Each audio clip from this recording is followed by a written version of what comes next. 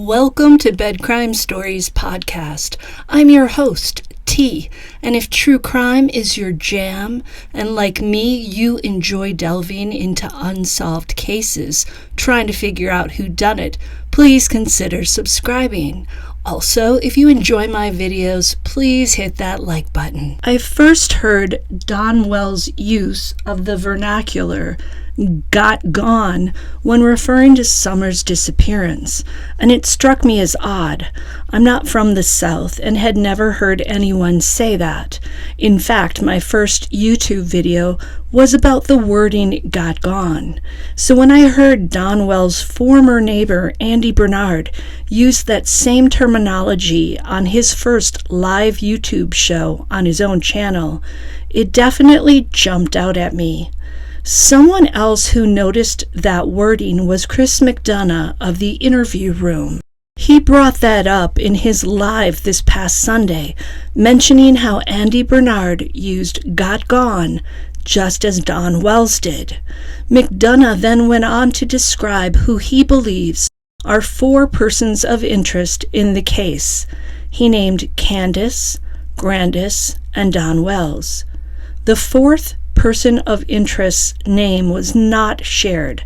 McDonough described this fourth person as a peripheral player, someone he didn't want to name at this time.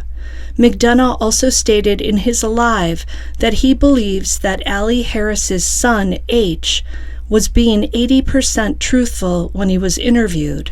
McDonough said the remaining 20% of H's responses were about embellishment, the bravado of a teenager. So I don't think that H is the fourth person of interest that Chris McDonough alluded to. My gut tells me that this fourth POI might just be Andy Bernard. I say this because Chris M. brought up that bit about Andy's use of the script words "got gone." Chris also talked about that text that H said he saw on Candace's phone from her drug dealer, the text that read, "It's done." It seems pretty clear at this point that Andy Bernard did, at the very least, sell weed to the Wells. So I believe he is the A person that H was talking about as being Candace's drug dealer.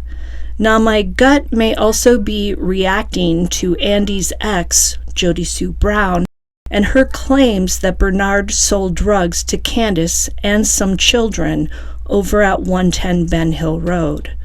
But it's just a feeling I have. I'm not saying for sure that Andy Bernard is the fourth person of interest that McDonough alluded to. It's just me speculating. Bernard may be completely innocent of any wrongdoing, so we have to take all of this with a grain of salt and not go on some wild witch hunt against these people. What do you guys think? Who do you think Chris McDonough may have been alluding to as the fourth person of interest in Summer's disappearance? Let me know in the comments. Until the next time on Bed Crime Stories,